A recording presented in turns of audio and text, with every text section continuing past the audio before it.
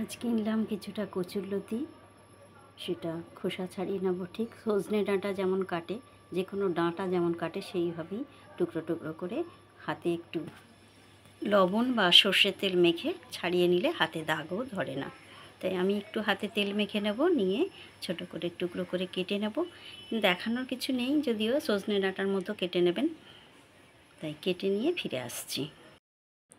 পরিষ্কার করে কেটে ধুয়ে নিয়েছি কচুরলতিগুলো। প্রথমে একবার ধুয়ে নিয়েছিলাম কাটার আগে, আবার কেটে আর একবার পরিষ্কার করে ধুয়ে নিয়েছি। এবার মূল রেসিপিতে চলে যাব আমি। এখানে জল বসিয়েছি গরম করতে, সামান্য একটু লবণ দিলাম, কারণ এইটা জাস্ট গরম জল ফুটবে দেবো, দিয়ে ভাপিয়ে সঙ্গে সঙ্গে ফেলে দেবো। তাহলে যদি চুলকানোর ভয় থাকে সেটাও যেমন থাকবে না, আর একটু নরম হয়ে যাবে। তবে বেশি ফুটিয়ে সেদ্ধ করবেন না, তাহলে রান্নার সময় কিন্তু কড়াই ঢ্যাঁড়সের মতো আটকে যাবে, একটা লালা আঠা বেরোয়, তো সেই জন্য। এই জল আমার গরম হয়ে গেছে, জাস্ট টকবক করে ফুটবে আর নামিয়ে নেব। নামিয়ে আবার এই চুবড়িটাতেই জলটা ছেঁকে নেব, নিয়ে তারপরে রান্না করব। খুবই অল্প মশলা দিয়ে আমি করব এবং নিরামিষ করব। আপনাদের এটা জানেন, পেঁয়াজ দিয়ে হয়, চিংড়ি মাছ দিয়ে হয়, ভালোই হয়, আবার নিরামিষও হয়। তো আমি নিরামিষই করব এবং খুব সামান্য মশলা দিয়ে, কোনো কিছু না দিয়েই। দেখতে থাকুন, এটা একটু ফুটে গেলে নামিয়ে নেব। ভালোভাবে ফুটে গেছে, জাস্ট একটু রং চেঞ্জ হয়েছে কি হয়নি, আমি গ্যাস অফ করে দিলাম, কারণ এর বেশি ফোটালে একদম নরম হয়ে গেলে তখন আবার রান্নাটা করা যাবে না। একটু জল এখানে ফেলে দিই, চুক্তিতে ঢেলে দিই।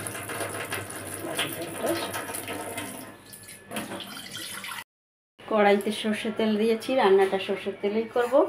এবং আমি এখন তেল অল্প গরম অবস্থাতেই আমি কাঁচা লঙ্কা আর কালো জিরাটা দিয়েছি। কালো জিরে জানেন ফোড়নে বেশিক্ষণ ফোটানোর দরকার হয় না, তাহলে জিনিসটা ওর সুঘ্রাণ যেটা বেরোয় সেটাই নষ্ট হয়ে যায়।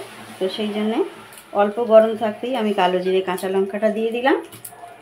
তারপরেই আমি কী করব, আমার ভাপিয়ে রাখা কচুরলতিগুলো দিয়ে দিলাম। কচুরলতিগুলো গরম আছে, জলটা জাস্ট ধরে গেছে, আমি সাথে সাথে নিয়ে নিয়েছি। দেখছেন আমার কচুরলতিগুলো কিন্তু গোটা গোটা আছে, নরম হয়েছে অথচ গোটা গোটা আছে। এইরকমই টকবক করে জল যখন ফুটবে ভালোভাবে একটু ওলট পালট করে নেবেন হাতা দিয়ে, নিয়ে তারপরে জলটাকে ঝাড়িয়ে দেবেন। তাতে কী হবে, কচুরলতিগুলো গোটাও থাকবে, আবার নরমও হয়ে যাবে। এইভাবে কচুরলতি করে দেখবেন, কচুরলতি এটাও কিন্তু খুব সুন্দর খেতে হয়। এবার দিয়ে দেবো লবণ আর হলুদ, আর কোনো মশলা আমি দেবো না। এরপর যেটা দেবো চিনি, আর একটু দেবো, যেহেতু নিরামিষ তাই নারকেলের কোড়া দেবো। নারকেল কুড়ে রেখেছি আমি, নারকেলটা আরও একটু হোক, নাড়াচাড়া করে আরও একটু নরম হোক, তখন মিষ্টি আর নারকেল কোড়া দিয়ে নামিয়ে নেবো। কচুরলতি আমার ভাজা ভাজা হয়ে গেছে, নরমও হয়ে গেছে, দেখুন কেটে যাচ্ছে, নরম হয়ে গেছে, দেখুন একদম নরম, ভাজা ভাজা করতে করতে নরম হয়ে গেছে। এবারে আমি চিনিটা দিয়ে দিই, 1.5 চামচ মতো চিনি আছে, যেহেতু আমরা একটু মিষ্টি মিষ্টি খাই আর নিরামিষ করবো, তাই আপনারা আপনাদের পরিমাণ মতো কম বেশি করেই দিতে পারেন। আর যদি ভালো লাগে তাহলে অবশ্যই লাইক কমেন্ট শেয়ার করবেন, আর সাবস্ক্রাইব করে পাশে থাকা বেল আইকনটাকে প্রেস করতে একেবারেই ভুলবেন না। চিনিটা একটু নাড়াচাড়া করে মিশিয়ে নিই নামাবার সময় জাস্ট নারকেল গুঁড়ো, দেখছেন কড়াই লেগে যাচ্ছে, তার মানে কতটা ভালো সেদ্ধ আমার হয়ে গেছে, গোটা আছে অথচ সেদ্ধ হয়ে গেছে। ব্যাস, এবার নামিয়ে নেব। শাক জাতীয় জিনিস, কচু শাক, কচুরলতি, এগুলো কমেই যায়। তো এবার আমি নারকেল কুড়ে রেখেছি আগে থাকতেই, নারকেল কোড়া দেব। অল্প জিনিস তো, সেই অল্পই নারকেল কোড়া দিলাম, নাহলে শুধু নারকেলটা পাবো।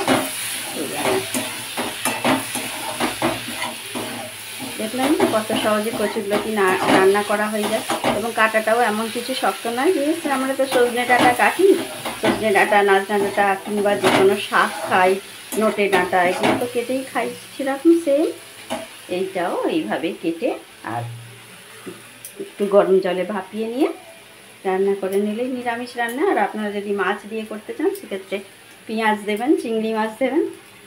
আর চিংড়ি মাছ দিলে একটু আদা জিরে বাটা দিতে লাগে,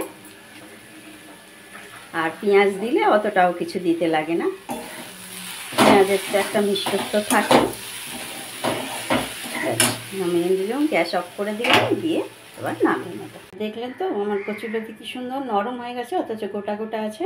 ওপরে একটু নারকেল কোড়া আর কাঁচা লঙ্কা দিয়ে পরিবেশন করে দিলাম।